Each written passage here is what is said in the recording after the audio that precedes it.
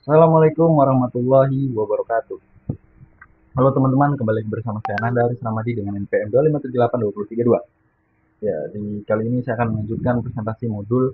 Saya akan melanjutkan modul 13.1, yang dimana presentasi kali ini saya akan sendiri alias video sesuai tugas saya.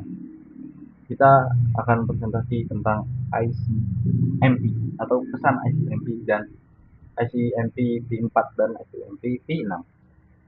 Jadi, meskipun IP hanya merupakan protokol upaya terbaik, rangkaian TCP/IP menyediakan pesan kesalahan dan pesan informatif saat berkomunikasi dengan perangkat IP lain.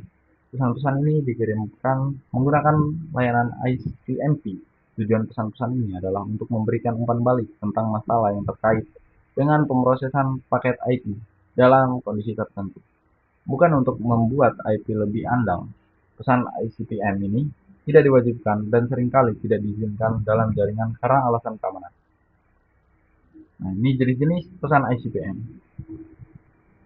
dan alasan mengapa pesan tersebut dikirim.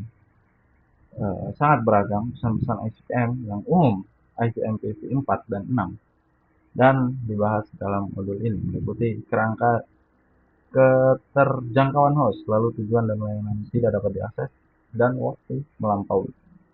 Kita akan masuk ke 13.1.2, yaitu ketersediaan host. Dapat digunakan untuk menguji jangkauan suatu host pada jaringan IP. Host lokal mengirimkan permintaan gema ICPM ke host tujuan. Jika host tersebut tersedia, host tujuan akan memproses dengan balasan gema. Pada gambar ini, teman-teman, kita bisa lihat. Kita akan putar langsung. Dia akan mengirimkan request. File baru nih, pintu request. Ya, kayak di sini. Kirimkan balik. Ya, langsung ke seperti itu. Oke, kita akan masuk ke 13.1.3, yaitu tujuan dan layanan yang tidak dapat dijangkau. Nah, ini ketika sebuah host atau gateway menerima paket yang tidak dapat dikirim, ia dapat menggunakan pesan ICPM, Destination Incredible, untuk memberitahu sumber bahwa tujuan atau layanan tersebut tidak dapat dijangkau teman-teman. Pesan tersebut akan menyertakan kode yang menunjukkan mengapa paket tersebut tidak dapat dikirimkan. Jadi, beberapa kode Destination Incredible untuk ICPM V4 itu 0, jaringan tidak dapat dijangkau, lalu 1, host tidak dapat dijangkau, 2, protokol tidak dapat dijangkau, 3, port tidak dapat dijangkau.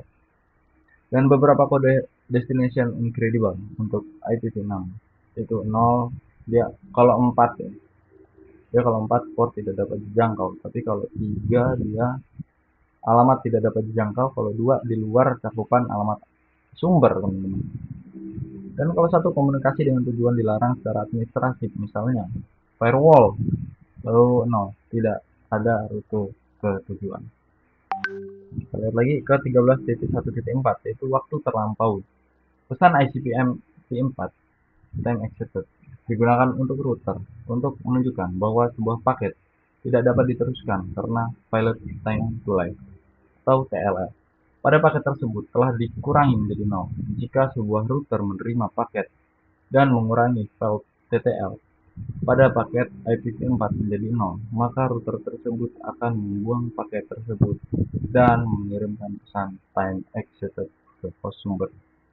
Itu lalu kita lihat lagi 13.1.5, itu pesan ICPM V6. Pesan informasi dan kesalahan yang terdapat dalam ICPM sangat mirip, teman-teman, dengan pesan kontrol dan kesalahan yang diterapkan oleh ICPM V4. Nah, bedanya, yaitu memiliki fitur baru di ICPM V6, yaitu fungsionalitas yang lebih baik yang tidak ditentukan dalam ICPM V4. ICPM V6 merupakan 4 protokol baru sebagai bagian dari protokol penemuan tetangga. Kita lihat, teman-teman. Ini pesan RA, ini pesan RS, PNS, lalu pesan NA. Kita lanjut ke 13.2. Kita akan testing dan trigger route. Ini tidak perlu ya, karena kita hanya menjelaskan modulnya. Ping uji konektivitas. Jadi, ping ini berfungsi untuk melihat apakah dia menghubungkan satu sama lain ya. Traceroute lah. Pada topik ini kalian itu saya akan mempelajari situasi gimana masing-masing alat digunakan untuk menguji konektivitas ke host lain di jaringan. Jadi permintaan inco dikirim ke alamat host menggunakan perintah ping. Jika host di alamat yang digunakan menerima permintaan inco, ia akan merespon dengan membalas inco. Setiap kali balasan inco diterima, ping memberikan umpan balik tentang waktu antara saat permintaan dikirim dan saat balasan diterima. Oh, jadi inco itu bukan file, teman-teman. Tapi kalau itu sistem operasi ya, kalau membuat satu file di terminal misal kayak Ubuntu itu pakai inco, teman-teman. Ho ho gitu. Ho terus file apa gitu. Lanjut ke 13.2.2 ping loop back. Ping dapat digunakan untuk menguji konfigurasi internal IPv4 atau 6 pada host lokal. Untuk melakukan pengujian ini, ping alamat loopback lokal 127.0.0.1 untuk IPv6 dan untuk IPv4. Kalau IPv6 seperti ini, ya ada titik dua kali lalu satu. Kita lanjut ke 13.2.3 yaitu ping gateway default. Jadi untuk pengujian ini, alamat gateway default paling sering digunakan karena router biasanya selalu beroperasi jika alamat gateway default tidak merespon.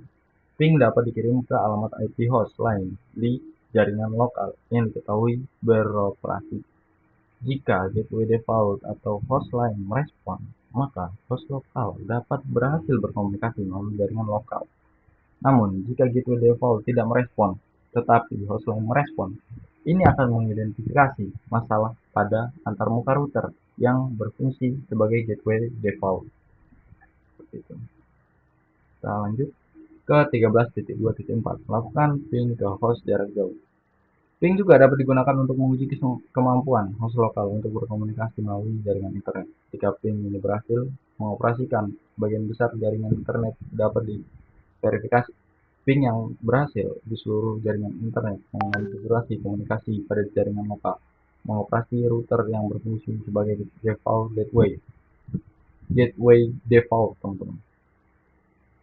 Kita lihat videonya. Dia benar-benar masuk atau benar-benar menerima, teman-teman, permintaan balasan. Kemungkinan dibalaskan lagi sini, sini dan sini. Oh, berhenti itu kan?